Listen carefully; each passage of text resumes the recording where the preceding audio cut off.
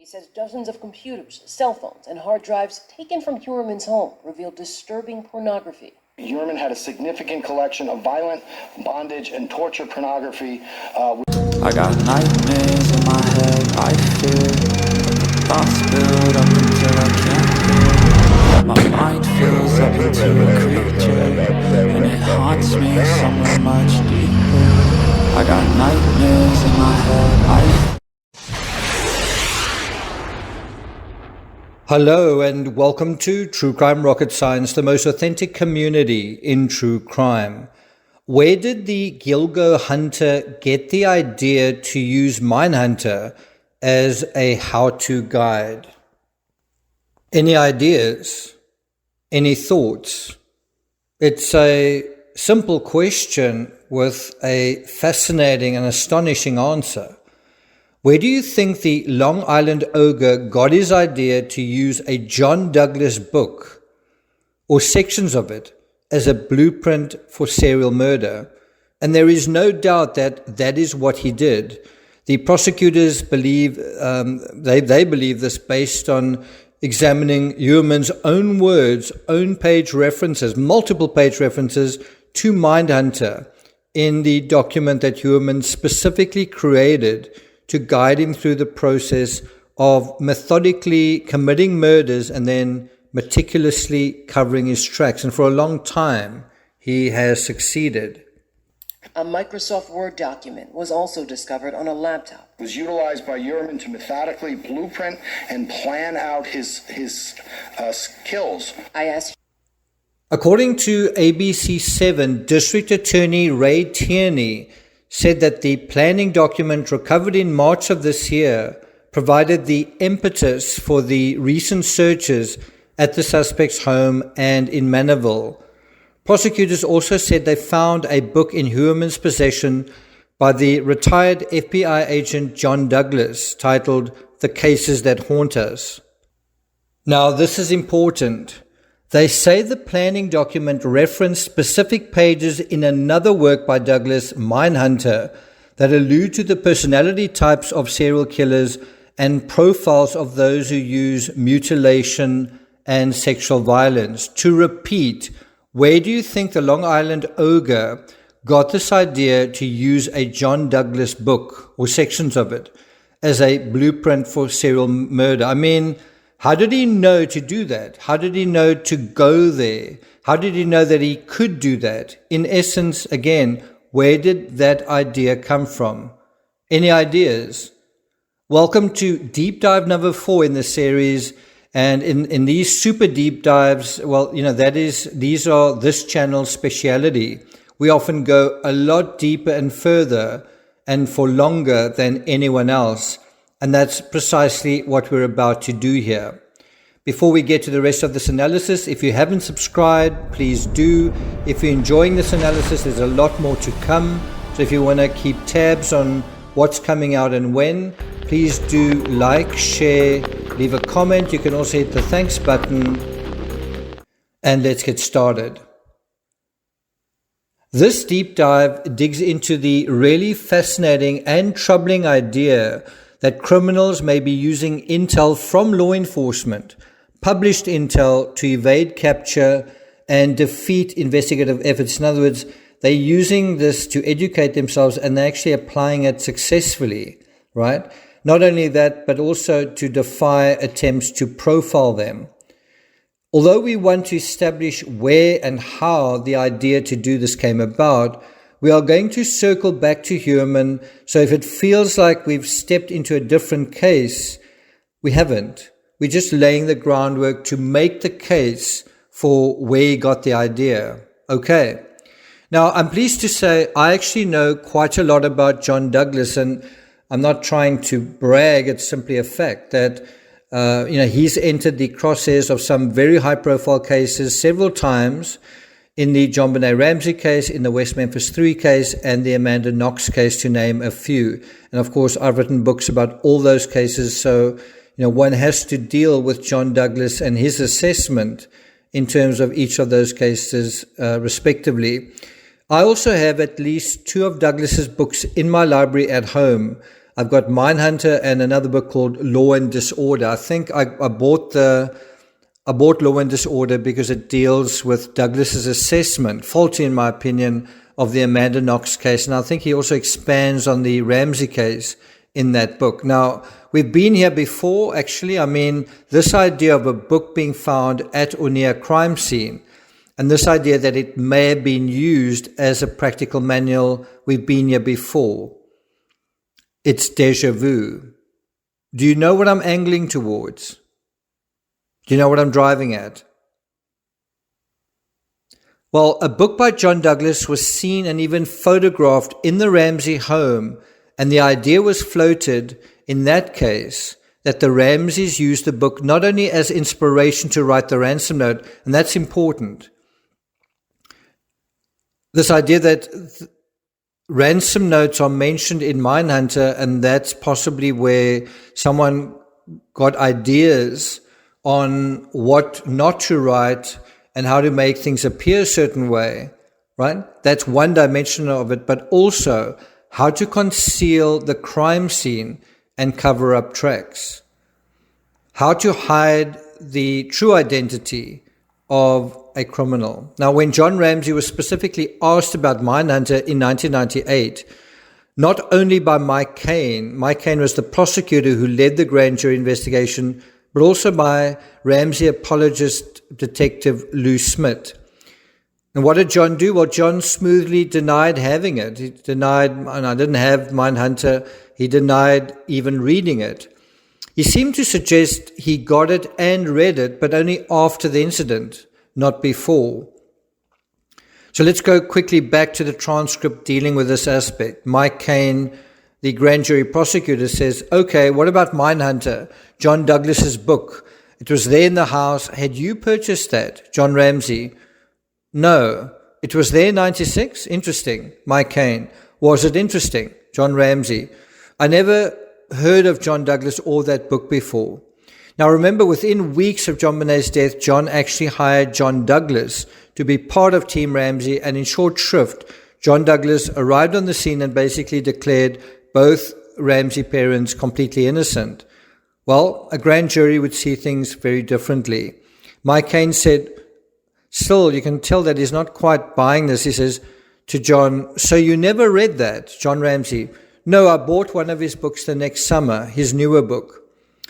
John doesn't say which book, but if you're asking where the idea could come from, for Heuermann, I mean, this idea to use a book about murder as a how-to guide, and also to use a book to profile investigators, to profile their strategies, to figure out their protocols, their systems, right? How investigators might follow evidence and draw inferences. Well, Mindhunter was published in the mainstream media, this whole idea of the book being used. It was published in the mainstream media. It was discussed on television, and all of this happened during the late 1990s, which is precisely the time the Ogre seemed to be getting his serial shit show on the road. I mean, this is going right into the timeline of the MS Word document, 2000. We're dealing with the Mindhunter narrative entering the mainstream in the late 1990s. When I say late 1990s, I mean 98, 99. And when does this document come out that references Mindhunter? Well, in 2000. So now let's review the timeline regarding this book, Mindhunter. Well, it was published in the mid-90s, specifically October 23rd, 1995. The book details Douglas's criminal personality profiling, guess what, specifically on serial killers. In 1996, Mindhunter was photographed in the Ramsey home and possibly secreted away by Pam Paul, Patsy's sister, who visited the Ramsey home on the 28th dressed in a police jacket just 2 days after the incident. Patsy's sister, you may remember, left with a trunk load of boxes and paraphernalia in a move Detective Steve Thomas would later describe as a one-person raid on the crime scene. But word only came out of the Mindhunter connection in 1998 on the Peter Boyle's radio show. I really wish I could play you the audio of that. That's something I searched for, I wasn't able to get hold of. If you know where it is, if you can find it, let me know in the comments. But this is an excerpt from the Peter Boyle's radio show. The transcript is dated July 21st, 1998. And it's an interview with a former Ramsey housekeeper, Linda Wilcox. So Peter Boyle says, we'll talk about the police interview and we'll talk about the books by the bed. But one of the stories we broke was about John Douglas's book, Mindhunter, being seen in the crime scene photos. You know little about the books by the Ramsey beds. Linda Wilcox says, well, they each had a pile of books in the corner by the bed. Incidentally, if this is true, who do you think was more likely to be reading Mindhunter, Patsy or John? But it seems the story about Mindhunter being found at the scene only became public knowledge, as part of the mainstream media, about a year after the grand jury and a year after Peter Boyles and Linda Wilcox were talking about it on air. And so that takes us to mid-October 1999. And then in 2000, Heuermann creates his HK 2000 document. So my guess is Heuermann got wind of Mindhunter and John Douglas thanks to the John Benet Ramsey case. Do you think that's a fair thought? Do you think that's a fair, a logical inference to draw? Because the news media were basically sending massive shockwaves through the media landscape with what was at the time, if not the biggest, one of the biggest true crime stories in American history. That's my theory. But there's also another possibility. Are you sure you want to hear this? One could also argue that John Douglas's cult, if that's the word, his support, his fan base, his popularity, I guess, that went mainstream almost a decade earlier in 1991 through The Silence of the Lambs. The Silence of the Lambs became the 5th highest grossing movie worldwide in 1991. We're interviewing all the serial killers now in custody for a psychobehavioral profile. Could be a real help in unsolved cases. Most of them have been happy to talk to us. You spook easily, Starling? The Silence of the Lambs became the 5th highest grossing movie worldwide in 1991.